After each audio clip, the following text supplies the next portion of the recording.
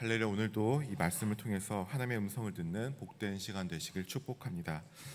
요한계시록 15장부터는요 이제 일곱 재앙, 일곱 대접이 시작이 됩니다. 그동안 이제 요한계시록에 보면 일곱이라는 숫자가 계속 반복되어서 나왔죠. 처음에 일곱 교회에 보내는 편지를 시작으로 일곱인의 심판, 그리고 또 일곱 나팔 재앙이 나왔죠. 일곱이라는 숫자는 하나님의 완전함을 의미합니다. 결국에 이제 하나님께서 종말의 심판과 구원의 과정을 통해서 하나님께서 이루실 것이고, 그것을 이제 그 계획이 완전하고 충만할 것을 나타내는 것입니다. 이제 1절에 보시면요, 또 하늘에 크고 이상한 다른 이적을 보매 일곱 천사가 일곱 재앙을 가졌으니 곧 마지막 재앙이라 하나님의 진노가 이것으로 마치리로다. 특별히 여기서 이제 1절 하반절에 보니까 곧 마지막 재앙이다 이렇게 말씀이 나오게 됩니다. 이 마지막 재앙이라는 표현 때문에 많은 분들이 오해할 수 있다고 생각을 합니다. 이 마지막 재앙에 정말 이 세상 끝날 때는 마지막 재앙은 정말 무섭겠구나, 끔찍하겠구나 이렇게 생각을 할 수가 있습니다. 근데 이 마지막 재앙이라는 말은요, 그 시간의 순서대로 마지막에 벌어지는 그 재앙을 말하는 게 아니라 마지막은 이 마지막 시기라고 보는 것이 맞습니다. 이 마지막 시기가 언제입니까? 바로 오늘 우리가 살아가는 지금이 마지막 시기입니다. 요한일서 2장 18절에 보니까 아이들아, 지금은 마지막 때라 이렇게 말씀을 합니다. 이미 예수님 때부터 지금까지 오늘 우리가 살아가는 다시 오실 때까지를 마지막 때, 마지막 시기라고 합니다. 이렇게 보면 마지막 재앙이란 먼 미래에 우리와 상관없는 일이 아니라 마지막 시대를 살아가는 오늘 우리의 삶과 깊이 연결되어 있습니다. 우리는 오늘 마지막 시대를 살아가면서 성도로서 우리가 무엇을 붙들고 살아야 하는지 생각을 하게 됩니다. 이제 이어서 2절을 보니까요, 또 내가 보니 불이 섞인 유리바다 같은 것이 있고 짐승과 그의 우상과 그의 이름의 수를 이기고 벗어난 자들이 유리바닷가에 서서 하나님의 검거를 가지고, 여기 불이 섞인 바다라는 표현이 나오죠. 비유적 설명입니다. 성경에서 불은 주로 심판에 많이 사용이 됩니다. 전부 사르고 태우는 심판인데, 이 불에 바다가 섞여 있습니다. 바다는 그 세상 바벨론을 상징합니다. 그러니까 바다에 불이 섞여 있다는 말은 그 메시지는 이제 세상에 하나님의 불같은 심판이 임할 것이다라는 메시지를 주고 있습니다. 세상은 불타는 바다처럼 하나님의 심판 아래 놓이게 될 것이다라는 뜻이죠. 그런데 주목할 표현은 그 불타는 바다가 아니라 그 불타는 바다를 건너서 거기서 벗어난 저기에 서 있는 자들입니다. 거기를 벗어나서 바다에 서 있는 자들, 그게 누구입니까? 구원받은 우리 성도들을 말합니다. 예수 그리스도의 피로 구원받은 성도입니다. 세상의 우상과 권력에 섬기지 않고 예수를 따르는 믿음으로 끝까지 승리한 사람들, 그 사람들은 불 섞인 바다에서 건너와서 유리바닷가에 서 있습니다. 그리고 그 유리바닷가에 서서 그 편에서 무엇을 하느냐, 그게 이제 3절에 보니까요, 하나님의 종 모세의 노래, 어린 양의 노래를 불러 이르되 주 하나님 곧 전능하신 이시여 하시는 일이 크고 놀라우시도다. 만국의 왕이시여 주의 길이 의롭고 참되시도다.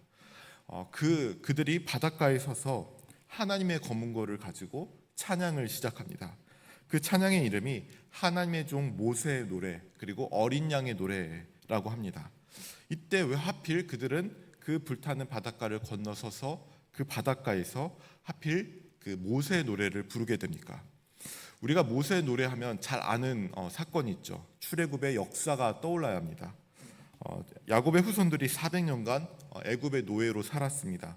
고통 속에서 부르짖었고, 그 하나님께서 그 신음 소리를 듣고 하나님의 종 모세를 준비시켰습니다. 10가지 재앙 끝에서 마지막 장자의 죽음이 애굽을 덮던 그 밤에 이스라엘 백성들은 어린 양의 피를 문선주에 발라서 구원을 받게 됩니다.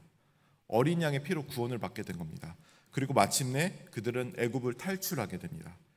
그런데 그 기쁨도 잠시, 앞에는 홍해로 막혔고 뒤에는 바로의 군대가 맹렬하게 추격해오고 있습니다. 징태양난의 이 절망적인 순간에서 백성들이 절망을 할 때 하나님께서 모세에게 이렇게 말씀하십니다. 너희는 가만히 있어 여호와께서 오늘 너희를 위하여 행하시는 일을 보라라고 말씀을 하십니다. 하나님의 능력으로 홍해가 갈라지게 됩니다. 이스라엘 백성들은 그 바다를 건너게 되고 구원의 땅에 서게 됩니다. 그리고 그들을 추격하던 이 바로의 군대는 모두 바다에 쓸려서 수장되어 버립니다. 이 놀라운 구원을 경험했던 백성들이 모두 감격해서 기뻐하면서 뛰면서 그때 노래를 부르게 되죠. 출애굽기 15장에 보니까 그때 부르는 노래가 모세의 노래입니다. 근데 이 모세의 노래가 오늘 이 요한계시록의 구원의 모습을 다시 한번 노래로 다시 보여주고 있습니다. 그 끔찍하고 오도 가도 못하는 그 심판 속에서 구원받고 바다 저편에 모세의 노래를 부르는 성도의 모습입니다. 그 구원의 이유는 우리의 능도 아니고 사람들의 잘난 것도 아니고 오직 어린 양이신 예수 그리스도 때문입니다. 여러분, 우리는 예수를 인해서 찬양을 하게 됩니다. 그 찬양의 가사가 무엇이냐면요, 방금 읽었던 3절과 4절을 다시 한번 보시면 모세의 노래 어린 양의 노래를 불러 이르되 주 하나님 곧 전능하신 이시여 하시는 일이 크고 놀라우시도다. 만국의 왕이시여 주의 길이 의롭고 참되시도다. 4절에 보니까요, 주여 누가 주의 이름이 두려워하지 아니하며 영화롭게 하지 아니하오리까. 오직 주만 거룩하시니이다. 주의 의로우신 일이 나타났음에 만국이 와서 주께 경배하리다 하더라. 여기서 나타나는 이 찬양의 가사가 뭐냐면 세 가지로 나누면, 첫째로는 하나님의 구원이 크고 놀랍다는 것입니다. 그리고 두 번째로는 주의 길이 가장 의롭고 참되다. 세 번째로는 이 놀라운 구원 앞에 모든 민족이 주께 경배하리라라는 가사입니다. 여러분, 이 노래의 가사가 오늘 우리가 처해 있는 상황에서 불러야 할 구원받은 성도의 노래입니다. 하나님께서 여러분을 구원하신, 우리를 구원하신 사건은 어떤 것보다 크고 놀라운 것이 되어야 하고, 마침내 우리의 삶을 이끌고 인도하신 하나님의 길이 가장 의롭고 가장 좋은 길임을 우리는 고백해야 됩니다. 그리고 우리에게 믿음을 주시고 자녀를 이끄시고 그렇게 살아갈 수 있도록 인도하신 성령 하나님의 역사를 통해 우리는 하나님을 찬양하고 예배할 수밖에 없습니다. 여러분, 이것이 우리 성도의 찬양의 노래입니다. 엄격하고 무서운 심판에 있는 것이 아니라 거기서 우리는 벗어나 저편에 서서 저 천성 앞에서 구원의 노래를 부를 수 있는 근거가 바로 예수 그리스도라는 것입니다. 오늘 우리는 마지막 시대를 살아가고 있습니다. 그 앞에서 우리가 붙들어야 할 분은 오직 예수 그리스도입니다. 세상의 소음 앞에서 함께 우리가 떠내려가기보다는 우리 영혼 안에서 울리는 모세와 어린 양의 노래를 힘차게 부르실 수 있기를 바랍니다. 그리고 그 찬양을 부를 때 그 찬양의 고백의 능력이 되어 우리의 기쁨과 구원의 감격으로, 또 그런 삶으로 우리 삶이 마지막 시대를 하나님께 고백하며 살아가실 수 있는 우리 모두가 되기를 축복합니다. 기도하겠습니다. 하나님 아버지, 오늘 말씀을 통해서 불타는 심판의 바다를 건너 구원의 노래를 부르는 영광스러운 성도들의 모습을 보게 하시니 감사합니다. 세상의 위협과 고난 앞에서 우리가 서 있는 자리가 바로 구원받은 승리자의 노래로서 우리가 구원받은 자의 고백이 되게 하여 주옵소서.